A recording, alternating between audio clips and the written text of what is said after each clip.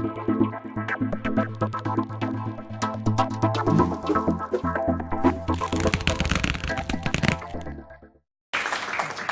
you all very much indeed for letting me spend 15 or 20 minutes with you. I'm most grateful. I'm very glad to be here.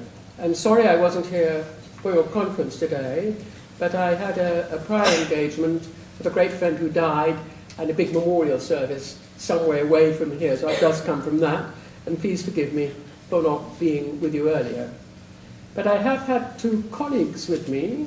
First on my left, Mariella Neagu, who is a studier here in Oxford of international human rights. Her speciality is the rights of the child. And Paul Kerry, who is a professor and comes from the USA and has been working here in Oxford for nearly 2 years now, and before that previously also here and in Cambridge, and is a very close friend and ally also in the world of the AMAR Foundation. Mariella and I continue to work on Romanian children's issues and wider children's issues, and Paul and I work a great deal on Iraq, Lebanon, and the Middle East, and that region, North Africa. So two good colleagues who've been here for much of the day, if not all of the day, and another colleague who's gone to another meeting. So I don't feel that I know nothing about what we've been discussing. Indeed, they've already told me a very great deal about some of the extraordinarily interesting perspectives that have already been explored in your day here today. I'm not really quite sure what I personally think about the Millennium Development Goals, which I know is at the heart of modern international development.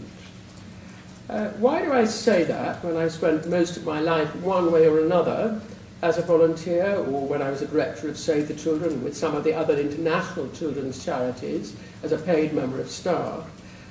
Surely the Millennium Development Goals should be the things that above all else I've been working to get achieved.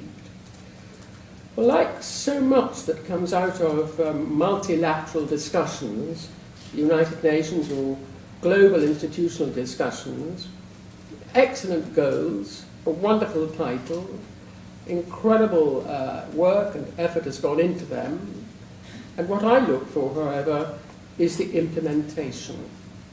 And that is the thing that concerns me on an everyday basis. However much we write, however much we get heads of state to sign things, however much we get parliaments or governments to adopt them, even to put them into constitutions as part of their national law, somehow you and I, who know the ground floor, know the bulk of humanity, which is ordinary people, special people. I don't know why we call them ordinary people. They are the people of the world. I think we are all dissatisfied, as they are in most countries I know, with the outcomes. And the Millennium Development Goals have gathered together a huge amount of intelligent thinking, of knowledge, of background, of research, and so on. And yet, the more one goes around on the ground floor, as it were, with real people, which means 99% of humanity, not, as it were, Jerry Hall and Mr. Murdoch's, but people like you and me, we see the gaps in what is happening to them, and sometimes they're much worse than gaps. In most cases, they're real black holes of need that are not being met because they're not being understood, they're not being listened to, they haven't even been seen, perceived, or noticed, which is the worst thing of all. In other words, I, and maybe many of you, are wholly dissatisfied with the results. Wholly dissatisfied, distraught, disturbed, really, really deeply concerned that all this self-laudatory effort that goes on, how good everything is, all these statistics that the MDGs are all being implemented and so on and so forth, it actually isn't the case. It sounds good, it pleases leaders, it pleases Parliament, it pleases public opinion if public opinion hasn't been properly briefed, but it doesn't actually achieve what we want it to achieve, you and I. I would suggest that what we wanted to achieve is for the lives of people to be at least as good as ours, at least as well supported, well serviced, as comfortable, as happy, and as having a future. That age-old comment, which comes in British charitable law from about 1500, which is of the purpose of charity, if I could take charity as a conglomerate word covering what we're talking about, is the relief of poverty, suffering and distress. That surely is what it's all about. Yet as of today, armed rape in conflict, as the evidence been coming to my ad hoc select committee on sexual violence in conflict shows, is growing around the globe.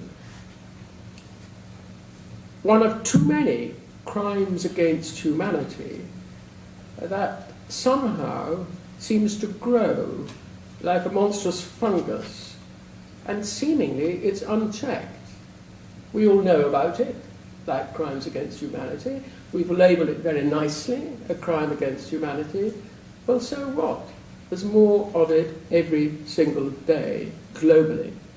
We're going to be publishing a report in maybe 3 or 4 weeks' time, probably the first week in April. We finish it for Easter, and then it'll be printed and published. And in that you will see some statistics that will not, in that sense, be unknown to you. You will have smelt it out in that sense because you're concerned about these things, you're concentrating on them, you're listening and watching, and some of you are working on it. But they will be horrifying in the sense that we're allowing it all to go on. We talk about the International Criminal Court, for example, as if it's the answer to prayer. Well, very few prayers with the International Criminal Court have yet been answered. Most people get no justice at all after a crime against humanity has been perpetrated on them and on their communities. How can we allow that to happen when we have today all the knowledge, all the power, and all the available funding at our command? I have to tell you that people trafficking, as is evidenced by the huge flow at the moment of human movement, has reached epidemic proportions. And child trafficking is the fastest growing sector of organised crime. That means that the most vulnerable of all communities, of all people, everywhere, are the most prevalent in terms of being targets for child trafficking. Well, trafficking means your life is destroyed. Who are you? You've lost your focus, you've lost your family, you've lost your identity, you're someone else's basic slave. And so child trafficking is an example of why our actions, whatever we may dress them up as, MDGs or something else, they are ineffective. It's not working. Child trafficking is growing dramatically. Some of the figures published about people trafficking show this is apparently the largest ever has happened. And why should that be? Because we're not managing sufficiently to help the people themselves. And indeed, when you look at refugee camps or so-called IDP camps, and I come back to the nomenclature in a moment, people are fleeing danger. Few people want to leave their own home, their own identity, their own neighbours, and their own lifestyles. And yet, so they flee under enormous pressure, probably armed pressure, perhaps starvation, perhaps lack of water. Yet when they reach camps, which are supposed to be safe havens, the statistics now show that they are more vulnerable there than they were when they were at home in many cases. Again, you look at child trafficking, you look at rape, you look at forced marriages, you look at what's happening. Men, women and children become more vulnerable. And the ancient legislation, really ancient UN legislation on refugees, most of the countries where much of this is happening didn't sign it in the first place. It wasn't due to be their legislation.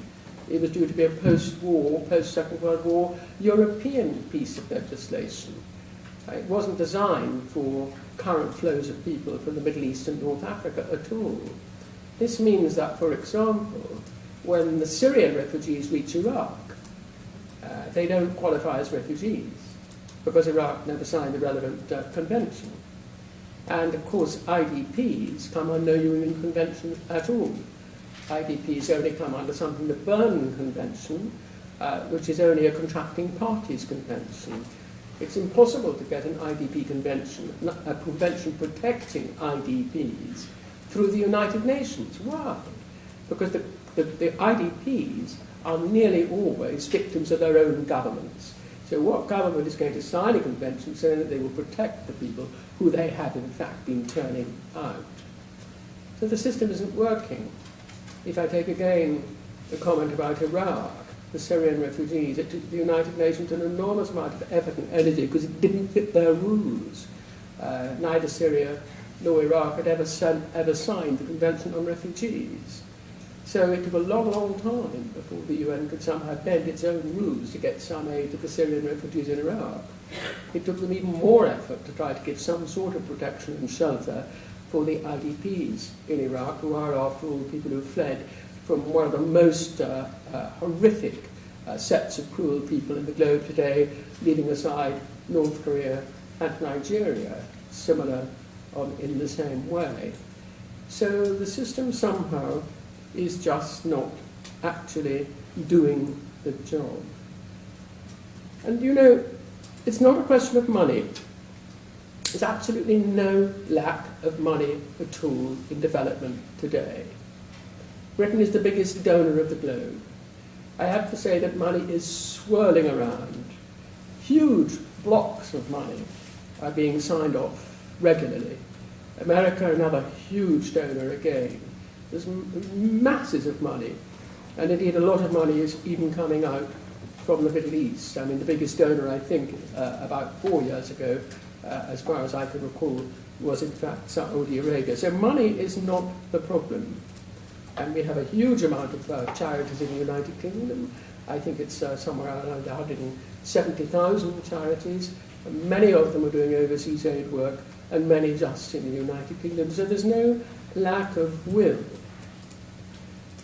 Well, I can't help asking myself, in deep frustration as a politician who works all the time to try to relieve poverty, suffering and distress, both politically and otherwise, what are the problems? Why is it that all this will, all this legislation, all these good thoughts, all these wonderful MDGs, all of this funding, why on earth is it getting worse for people on the ground, which it is?